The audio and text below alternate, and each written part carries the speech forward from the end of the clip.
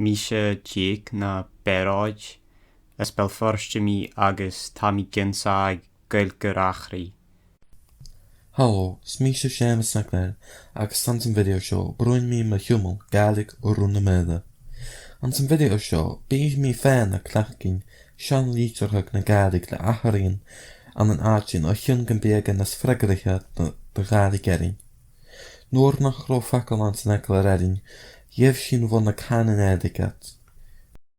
Vies mi kansing Gulgarachri, bí sin a gúsajug litre hugarain holmer san na canine gaharij, ach nach ro fakkel an zijn ekkel rachari, beter dún ga ail o chanin in elug. Bí glas coolnum vaklen vies Gulgarachri aan. Se dolchantjen ari Gaelic a han an Gaelic runde mede.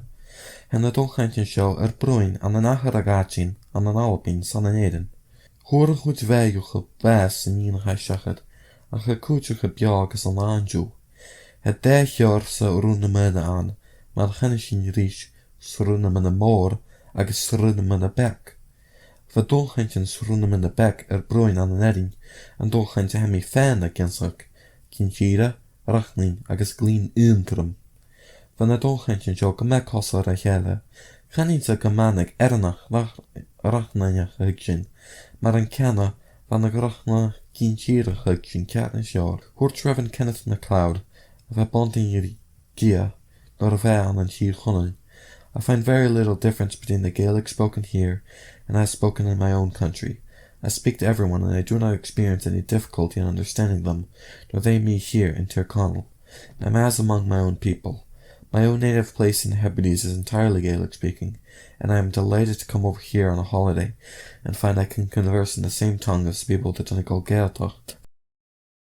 Ve boy runne mede, richlinshin go hier gonnen gedoe, hies kolle sei agside, agus deskemanning.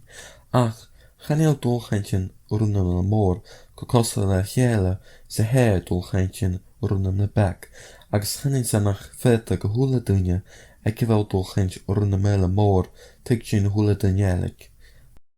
Va canin rachari kosse geslaar le caninen eintrum agus arin. Va keel moor an da heeft den ariken sho agus surish inaki nats na caninen. Va Gulgarachri bia gos an dŵr Bella John ro bas na blianten 1940 agus 1940 agus Alex Morrison an sa bhriana 2002 cat sa ro a chanin ag fáil bas fad na blianten ravishan.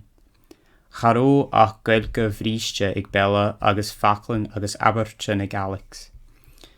An dú tá Gulgarachri marv, tá clári agus luaran an a chanel dunne ag a bheile chanin an.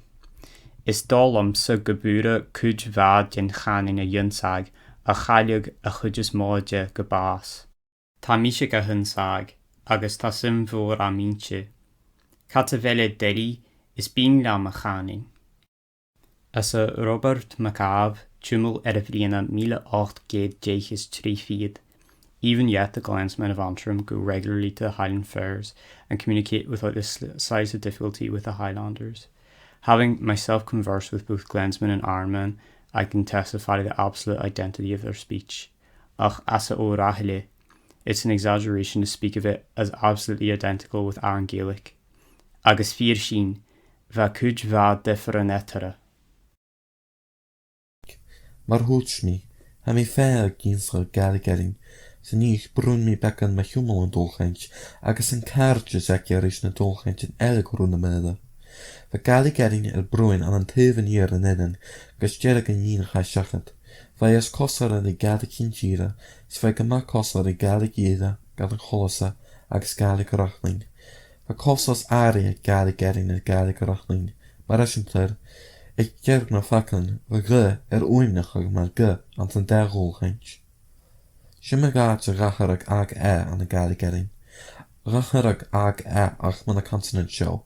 L agus N feta, agus R feta, agus B, agus P, agus M. Racherig ag an an kinchira, ile agus chollese, a cha dachri an een doia. Geron tacherig show an Gaelic rachning. Van tacherig va A feta, E feta, nes kumenta, dan tacherig va a ga chain tachrach seo a dhéanana an húla áit ach an arfata. Thur gaelig erin bes ag geireg an níchad a dín. Be gaelig a fríomh chen an tuvaní ar an ealain, gus tosach an níchad a dín, ach hó sé an cenan a dul a bí man am sin.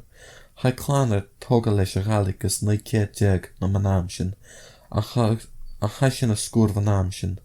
Rés gaelig na slacin na snace bliana fo bliana. An sa chlerach seo, hwrt yn fer ag yw'r gaelig erin nach roch ddícha nach yn ré ag fel gaelig.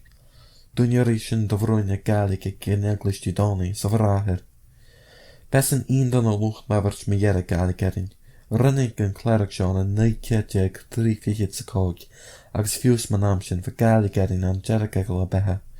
Fy gaelig an yn erin biofas gys na bliantan erad 9 gehyr fichir sydd agos de vida. Chanish, hendolchaint maraf. Sampla maad den cheal an da heeft den ariche na firmen no na richteren. An sa chudjes maad dalbing en jel differ tu agus u, sé agus agus mar sin aan. An sa chudjes maad jerin ta.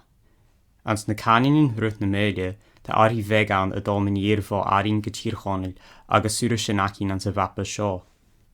En arin en jel sé rievan. En manin ta samplen heviken generum sé aan, ach ta gemanev. Va cas rachri koselishen acharu sé achans na shancholte. In jerin ta sé anten chudjes moa, ach ta samplen heviken generum aan gahanev an sa tue.